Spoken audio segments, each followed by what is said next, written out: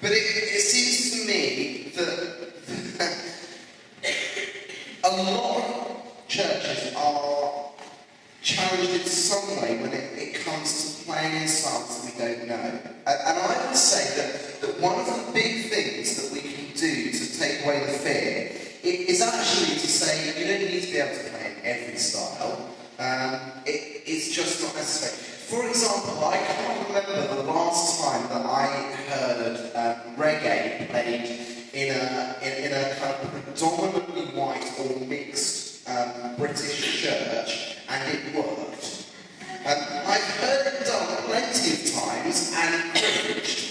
And the truth is that these things work best where they are the home style for the people who are part of your community.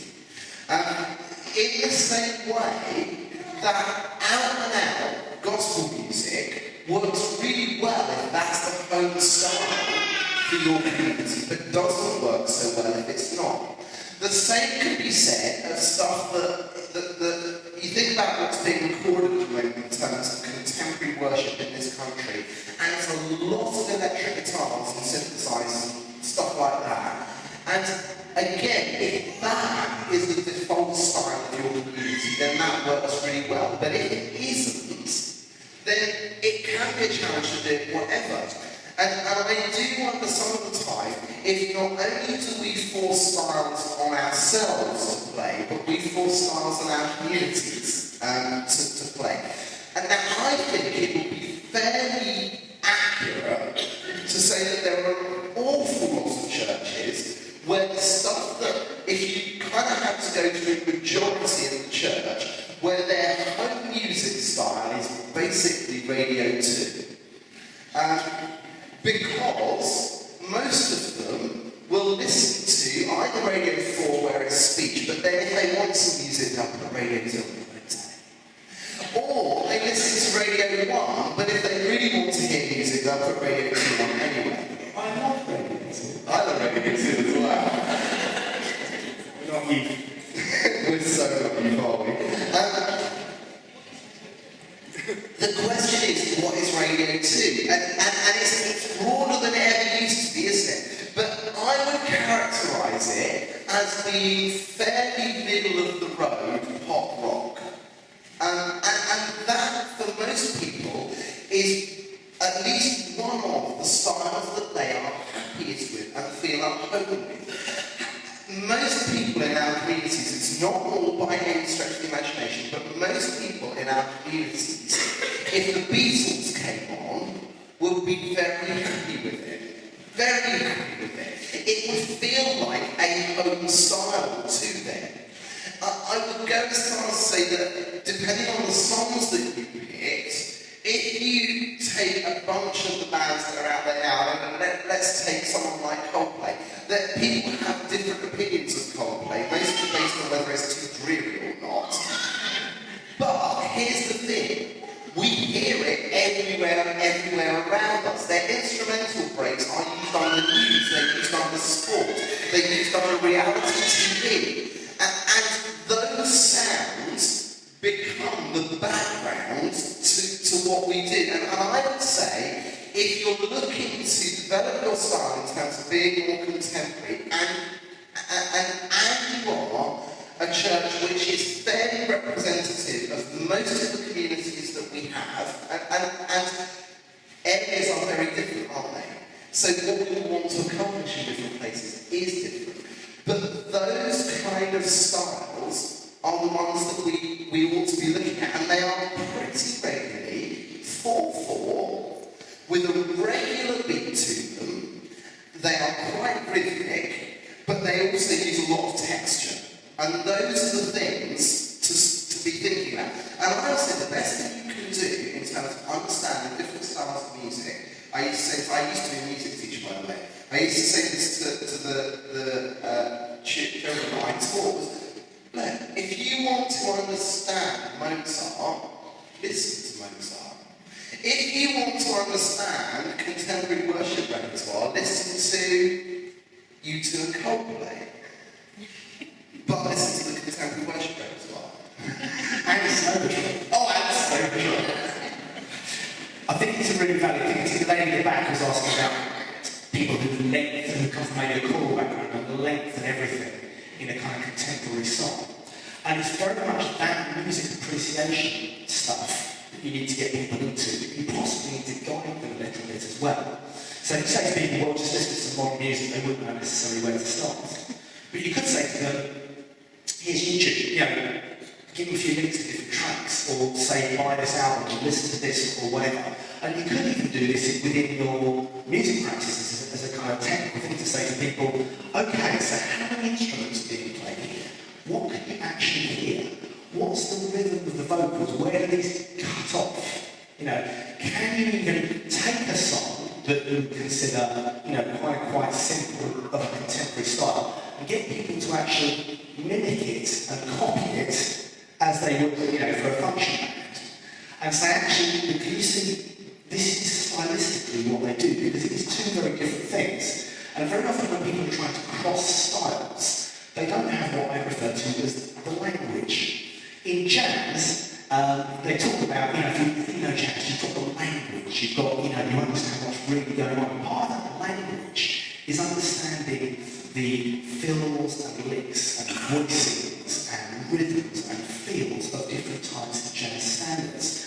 And although that's not said, that's no different to any other style of music.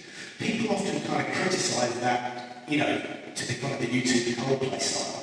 But it's very universal for a number of reasons. Firstly, it's actually very British. If you look back at its roots and what influences there, it's kind of modern folk.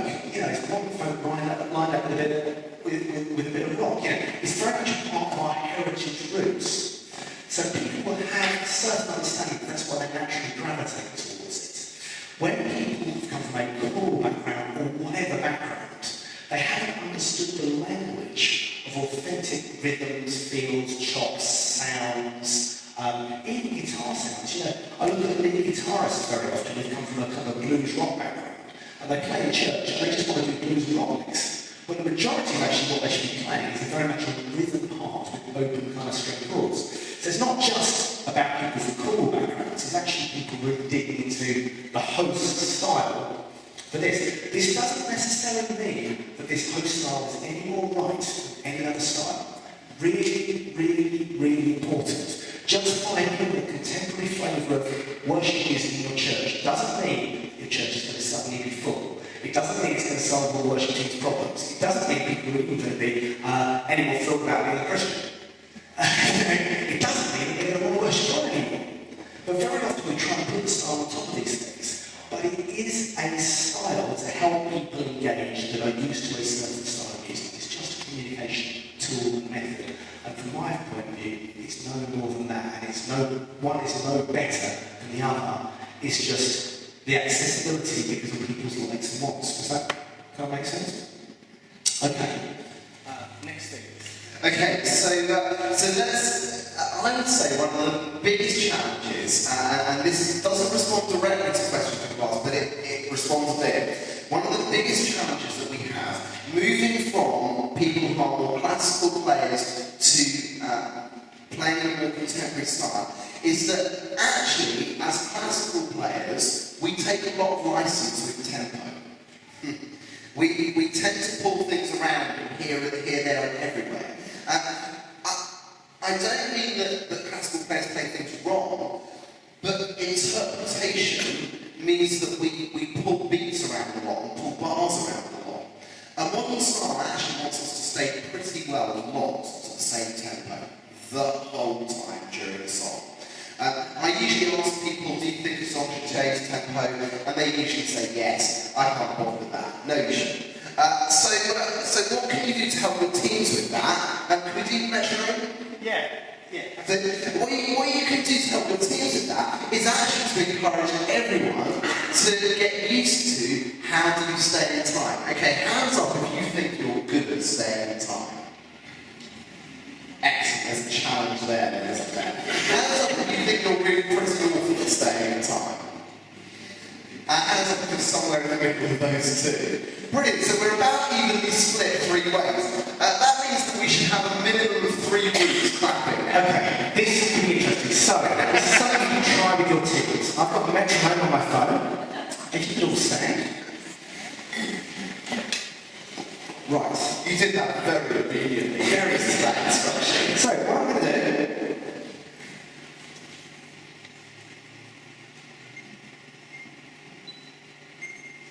Can you hear that? Okay. So, can you hear that there's, on the first beat of the bar, we've got a higher pitch? Now, I'm going to get you first off to clap just on that first beat of the bar. And then what we're going to do, we're going to clap them together, and then I'm going to take away the metronome, and I want you to keep it going, and then we'll come back and see if we're in time. Here we go. Just on the first beat of the bar.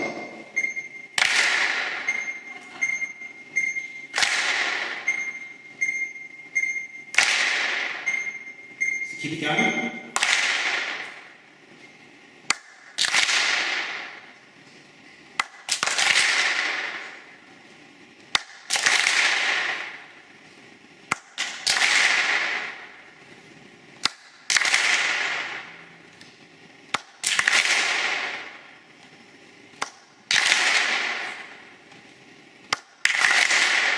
Stay better to get them in other groups. Yeah, but not in time. Not yet around the corners. It's not bad. Oh.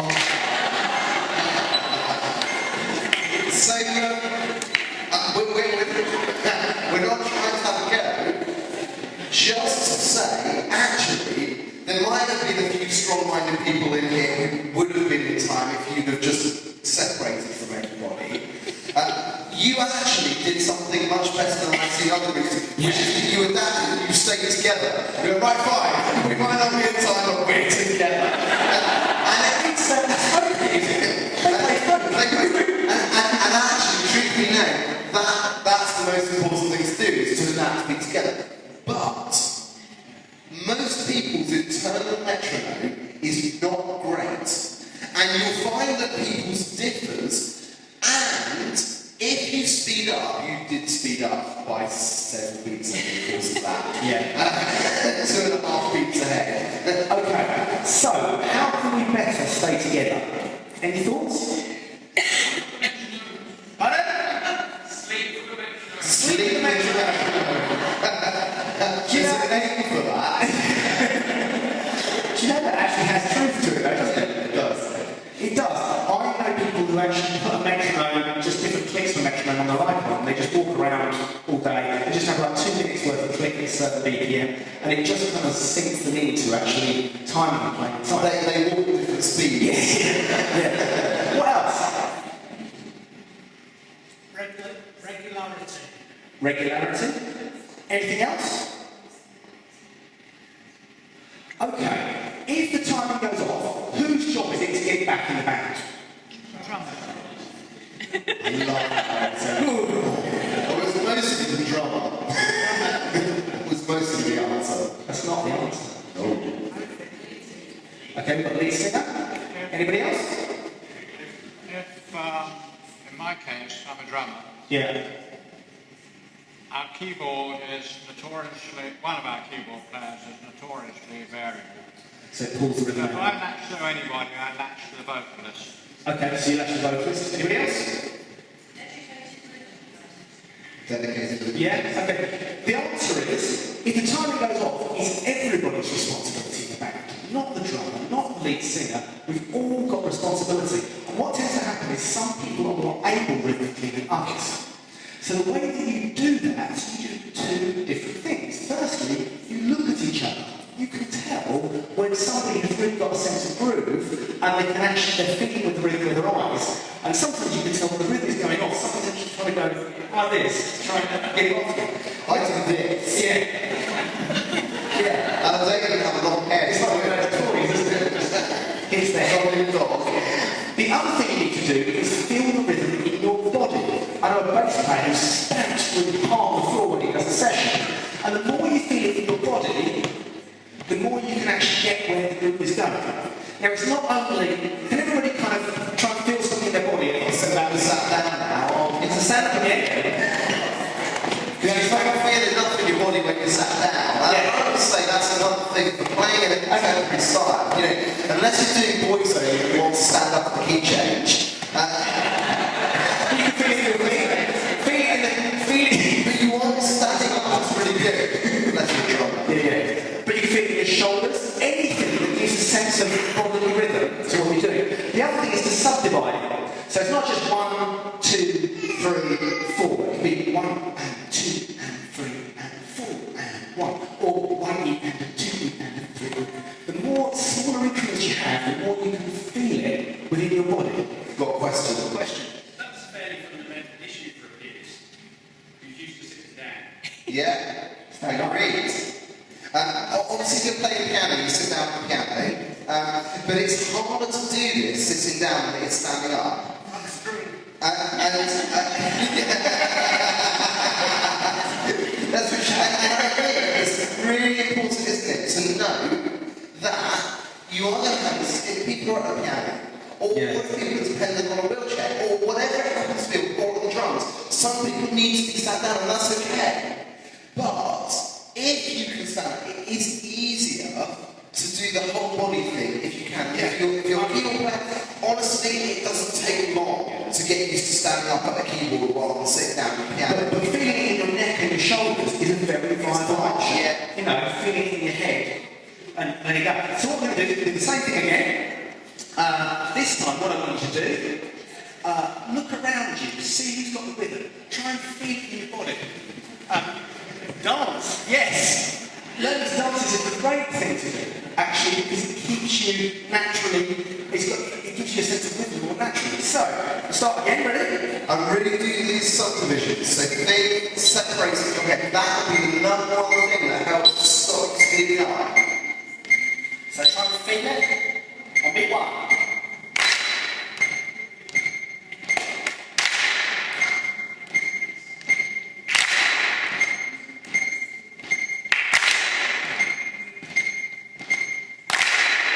Resist the temptation to speed up.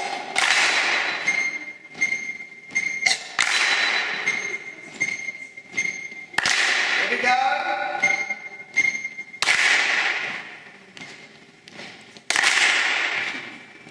Look at each other. Try and feel the rhythm.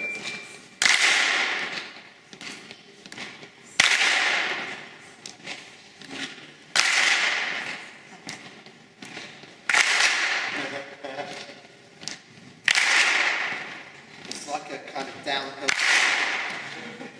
It's this train slowly downhill. Definitely together.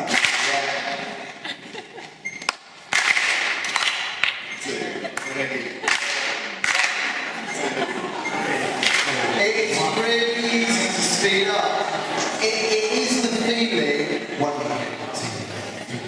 And here's the thing, becoming relaxed about feeling that. I would say, even if you want to play kind of edgy feeling modern music, you've got to be relaxed in playing it. If you're kind of on the edge and aggressive, it pushes too hard. It needs to have a certain kind of laid back feel about it. Right, we'll talk about speeding up and slowing down. One thing I just want to try with it, this is something to try with your team, and it's all very well, that's 80 beats per minute, right? That's a pretty natural pace for a lot of people. If I take it down a bit, If you look throughout worship backing band stuff, I would say that 80% of the songs on there are between 78 and 84 beats a minute. Yeah. So that kind of range is really common for the stuff that we're going to do. it gets harder if you go slower. Right, this is 57 BPM. Here we go.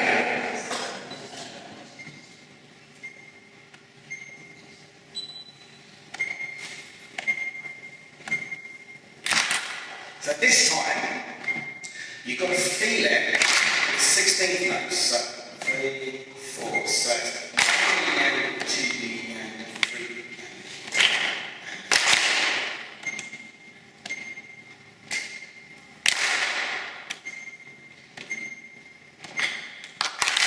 Relax and get ahead.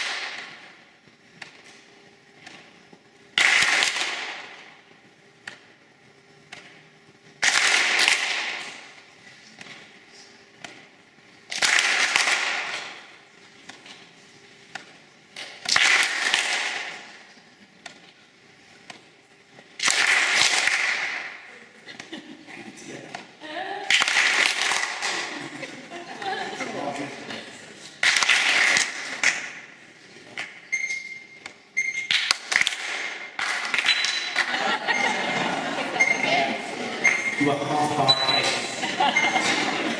As are most people. Really hard. And we, as musicians, the ones in the church that generally got a good sense of rhythm. That's why we have to be much more directed. Take a seat, please. Now, one question then. Should the speed of the song, the tempo of the song, should it speed up or slow down? Should the song speed up or slow down? Yeah, that's right. The only time we do it, if you do it, is if you're doing a very slight slowdown to end. Would everybody agree with that or not?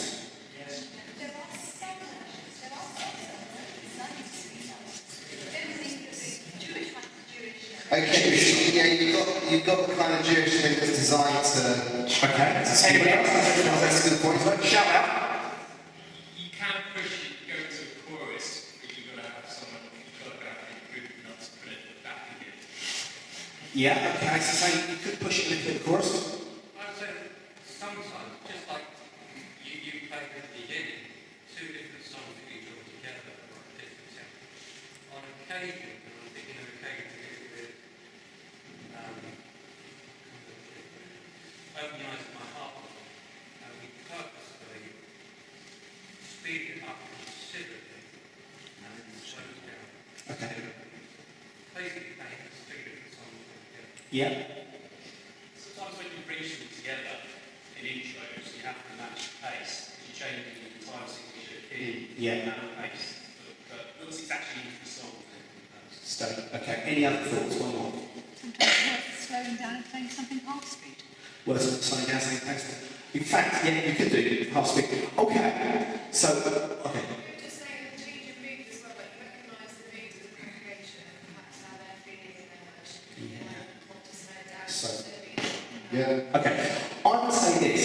The majority of times, the song pace should not speed up or slow down. If you listen to any once it's at the correct pace, let's say.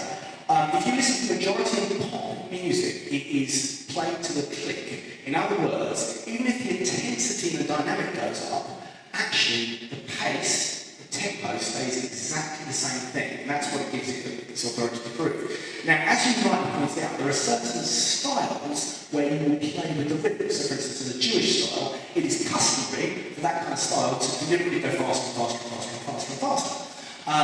There are certain songs that come to party sing where you get faster and faster and faster. We do a function band occasionally in the Monkeys thing. The old Shrek song, I'm a believer. Well, it's a deliberately getting faster and faster, or the Blues Brothers kind of thing, same sort of thing. There might be a thing where we're going between two songs where you actually need to flow it into the pace of the next song. But once it's there, the pace should stay the same. Whatever you're doing to speed up or slow down, it should be done deliberately, not by accident. That is the key. There are things called rips and rams, where it's technically more classical music, where you literally, towards say the end of a verse, to go into a big chorus, you'll pull back the feel of the tempo to give it a sense of tension, and then you'll release it into the chorus. But when you release it back, you still go back at the same pace that you're supposed to be going. What generally happens with worship bands is they accidentally speed up a little bit through the course of the song. And then accidentally go slower. Or even worse, they get confused between dynamics and tempo. So when we've got a quiet bit of the song, everything kind of slows down and then speeds back up for the chorus. You only play the tempo when it's very deliberate. And actually when you can all do it together. And that takes a lot of practice. So again, playing with that time like that and actually getting people to work to a click, even if it's just in practice. I'm not advocating using a click all the time live, but actually getting them to play at the same pace is a really good practice thing to get everything together. Were you going to ask something? You should get back to the question. No, that's fine. Okay, now I wrote down all those questions and I managed to just delete them. So I think the gentleman had two questions. One was about vocals, and what was the other one? challenges in your research around Okay. Yeah. What was the other one? You had. About song range and where you pitch keys. That's right. Where you pitch song keys. That was. Okay. How many people in here have problems with the keys that some songs are in, whether it's part of the congregation or part of the team? Okay. How many people find that songs are generally too high? Anyone find the songs are generally too low? Okay. How many people find that there are a few songs, which are both too high and too low in the same song? Okay. I think, again, one of our challenges in terms of playing in a contemporary style is the repertoire which is out there. Both in terms of its range and in terms of how easy some of it is to do if you take the forces that you hear on an album version away. Some of the songs stand up really well, some of them don't. And I would say we need some common sense on this. There are times where songs are just plainly too high, and where moving them down a couple of semitones is by far the best way of doing it. I tend to work on the principle that most congregations, not everyone in the congregation, but most congregations' functional range of singing is approximately, and men are lots lower than this generally speaking, but it's approximately the A below middle C up to the E flat above middle C. That's a big range actually for the congregation. But I think if you start pushing it much more than that, you get into the territory where lots of things are uncomfortable. There is more than that though to take into account when it comes to range, which is that if a song spends a lot of time either at the high extreme or at the low extreme, both of those are difficult. If a song has the odd really low note and the odd really high note, you can often get away with it. But when they are pitched, and there are some songs around at the moment which are really low for the first bit, and they're really high for the rest of it. And honestly, there are some songs that we shouldn't be singing in most churches because they're not appropriate for our congregations to sing. The caveat to that, it depends on time of day. Yep. So I will typically, there's a song G, for instance, that's a bit kind of pushy. If you do your first thing on a Sunday morning, where everybody's ready to sort out here, it's a cold building, that kind of thing. Actually taking it down 3 semitones generally actually helps. And you tend to find wherever a song is pitched for its album version, you will tend to find you're probably 3 semitones away from something that is congregationally comfortable for you.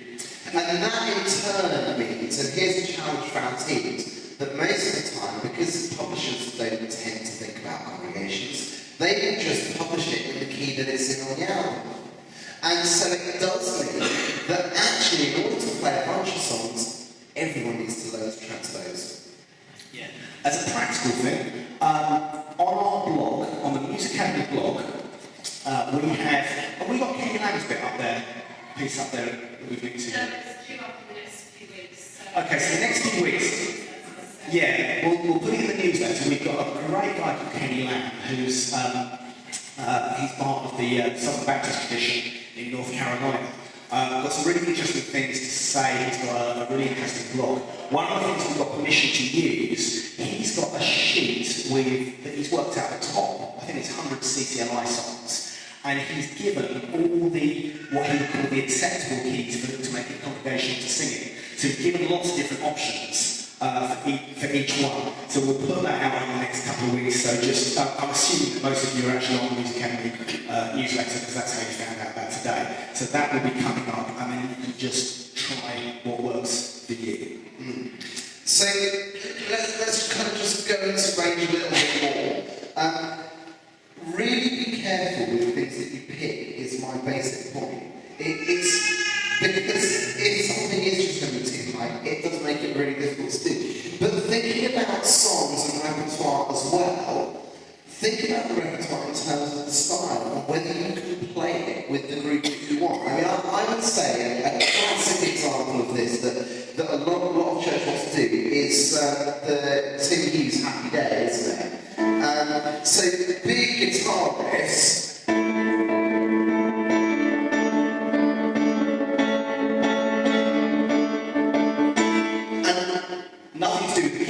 whatsoever. Nothing. Not one percent. No, Mr. Price. But loads of big guitar riffs and huge sound. And if you take everything away from that, the truth is that you need some really good players to make that happen with a different band. And there are occasions where you go, this is a great song, and it does work congregationally because actually it's quite good to sing. But can we play it? And that's one where I would go, yeah, if you can, great, because it is possible to play it with less forces. But if you can't, then yeah, pick something different. Okay, having wiped my notes, semi-cut that, what were some of the other We questions? have playing for music. Playing for music, that's right. How many people here feel pretty tied to sheet music when they're playing? There's no shame in being tied to sheet music. It is, it's how we were taught, isn't it? So a lot of people feel this, thank you. Here's the thing. I think we need to work, each of us, slowly and steadily to get away from it. And the reason I say that is very simple. Two reasons primarily. One is because for a modern style, what is written on the sheet music is not what anyone should be playing. Very few places will you find the sheet music written with a usable part for any instrument. Because it has the melody written with other parts, and the parts that are written there, to be fair, some of it is done very well, and it gives you a cues to where the main rhythms are and what the feel is. And people who are used to reading music can interpret the printed music in such a way as it will really work for you.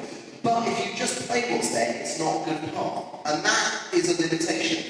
And the reason it's not a good part is, whereas hymns are in 4 parts, and you play those 4 parts and it works, and especially if you play them on the organ and that introduces lower and higher octaves and gives you a bigger sound, they just work because you are playing all parts there is to play. What's written on your sheet music is a summation of what a whole bunch of different people are going to do. Yeah. And it only works, well, it doesn't even work there, it only works if you want to play it through to get a feel for what is the melody and what the chords and what's the basis. Jim's going to cover a little bit about playing by your orchestra, a lot actually playing by your orchestra instruments.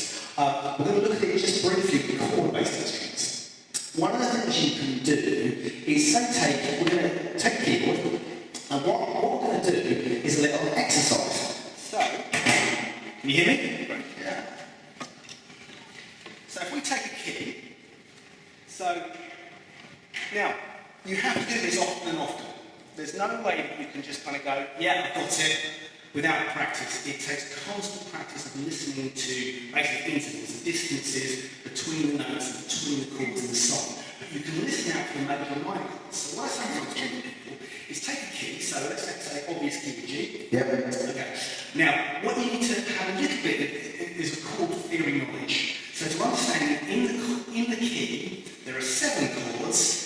Chords number 1, 4, and 5, based on the scale melody notes, are major chords. So in the key of G, give me a 1 chord, which is a G, give me a 4 chord, which is a C, and give me a 5 chord. So the people that are struggling to do that, rather than going straight into a song, you basically want to jam chord sequences and start with 1, 4, and 5. So if you're classically trained, you did this to grade 5 theory.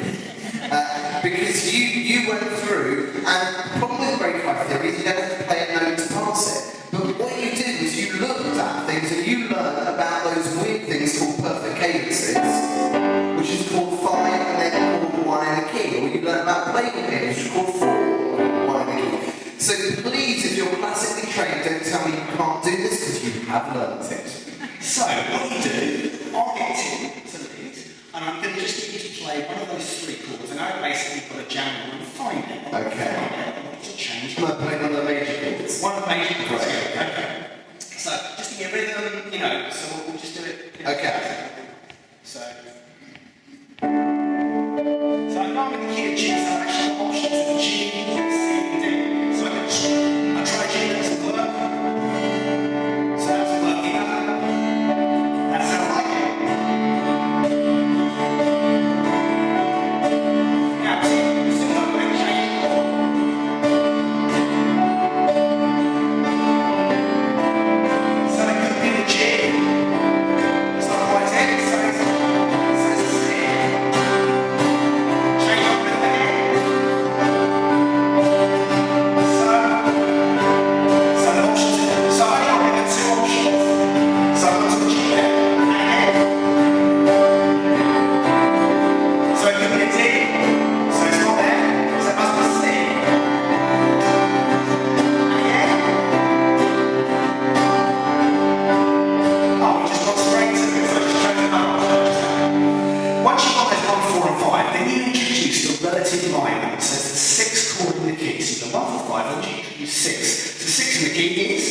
E minor. And it's just the most, it is the most obvious minor you hear.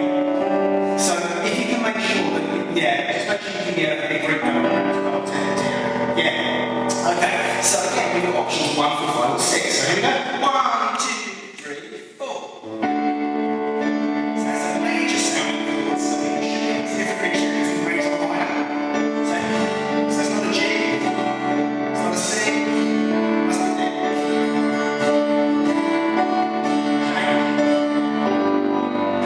So that sounds major. So it's not C, it must be G. Okay? Now that's a minor, so that must be my E minor.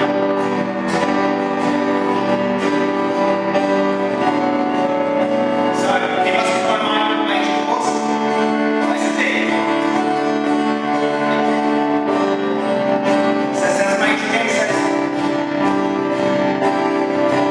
that's a C.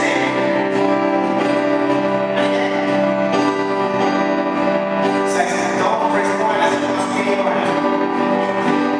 So get the idea, and actually you can spend 20 minutes doing that. Once you've introduced the sixth minor, introduce the second chord in the key, so let's call them 2, which is A minor. A minor. So again, it sounds very nice, so can you just give me an example of that before we...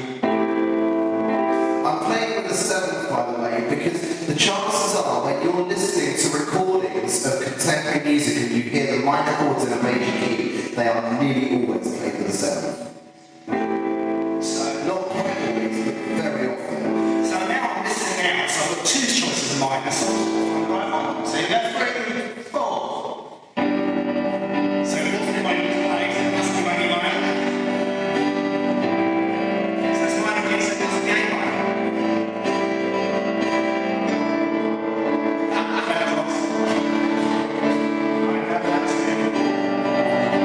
Alright, okay. And that's the point you sack the keyboard. So if you keep them on basically root notes, don't do intervals, and play lots of things like Tim did, but actually, that's the way to build up people's ear to hear the sounds, and then they can approach it with songs. And you can spend 20 minutes of practice time getting your people to play that. It's the same with orchestra instrument players, like to realise the chord is just playing over within the chord. And it will tune their ear, but you can't do that just once and expect to do it. It has to be done various times. You have it. Yeah, sorry, I followed until you said that you played with the 7th minor. Yeah, that was it. Okay, so let me just explain that for people who don't know it. So if you take any chord, and any chord is a combination of what we call a root, a third, and a fifth. So if you play up a scale from a note, you play notes 1, 2, 1, 3, and 5 in the scale to make your chord up. To add a 7, keep it up, 6, 7. Now, different types of 7s, we won't explain those now. But on a minor chord, if you stay in the key that you're in for the piece, so we're in G major here, and I was playing A minor then, for example, I start my A, and I just, all I'm going to do is use the notes in G major. So do A, which is note 1, B, which is note 2, C, which is note 3, so I play that, D is note 4, E is note 5, so I play that. To find my 7th, I just go up 6 notes will be an F sharp, so I'm in G, my 7th note will be G. So it's just like whenever we say a 7th or a 2nd or a 9th, it's like playing up in the scale. And for chords, if you play up in the key that you're in, you will find the most likely kind of 7th for that chord. Okay. So is there a difference really between a 2nd and a 9th? Yes, there is, but we're not going to get... Tim and I spent nearly a year putting this together. And we spent nearly half an hour arguing about this point during filming. Yeah, it's very good. And I was right as well. But my version's on there. Yeah. So Tim and I put together this 4 DVD set of, it's actually called Play by Ear, Improvise and Understand Chords. And we find so many people in churches face this exact thing. Either they're wedded to the sheet music, or they're people that have learned a bunch of chords as guitar players, keyboard players, even bass players, and they don't know how to follow what note is coming next. And we do loads of those examples where we're training people to hear the sound in the chord, and then ultimately to hear the sound in a song, and then understand what notes those are. So it'll take you about a year to work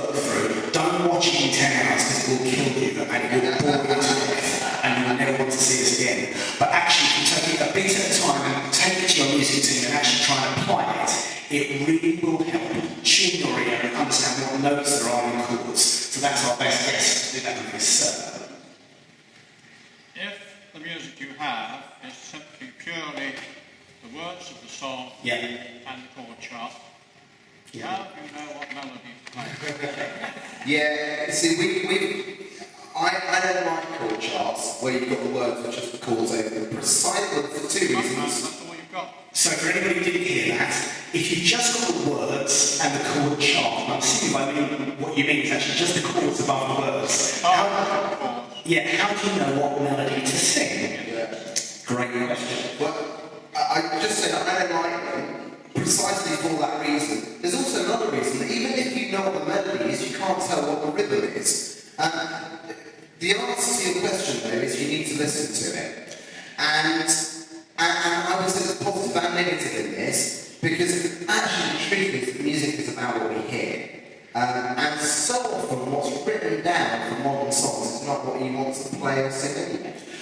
Chord chart, this is a very important point. Chord charts are created really for people who already know the song, they know how to sing it, they know how it goes, and then it gives them an abridged version of what they actually need to do. It's What not, I wanted you to bring out. yeah, it's not about having like a score where it tells you all the information. But what the key thing is, some people have come from a musical background whereby you learn from a score. That's what you do, that's how you learn a piece of music. So you see the dots on the page, you interpret those dots. And that's one way of learning music. On the other side of the spectrum, you get a whole bunch of people who learn music without actually knowing any of the notes that are contained within it. They listen to a piece of music, they learn it by memory, they learn what happens, and then at an extreme level, the punk guys who created, who just did one shape of power chord that they could put anywhere up and down the neck. So, that kind of thing. They just learned it by kind of finding the chord, kind of steady up and down that works with the melody line, and off they went. And very often, people who come from that copy and play sort of background, they're very much more used to improvisation, and they're used to learning to hear sounds. And actually, much of our contemporary worship music has come from that pop-based idiom that does that. Neither of which is right or wrong, but actually, to get a fuller understanding, both of which we need to learn about to make us better musicians, because it is a style thing. It's not about being one right, one wrong on the other side of the spectrum, but it is about understanding the genre or the language is taken from either the listen and play or learn a piece and play it.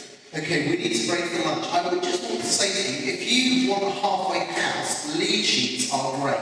Lead sheet gives you the melody written out with words underneath it and then the chords over the top. And if you struggle with range, transposable lead sheets are even better. I have nothing to do with CCLI, so I can plug them to my heart's content. And Andy is here today. Talk to Andy about CCLI Song Select. It's a product that they have that gives you access online to lead sheets for thousands of songs. And you can print them and download them, and you can transpose them online as well.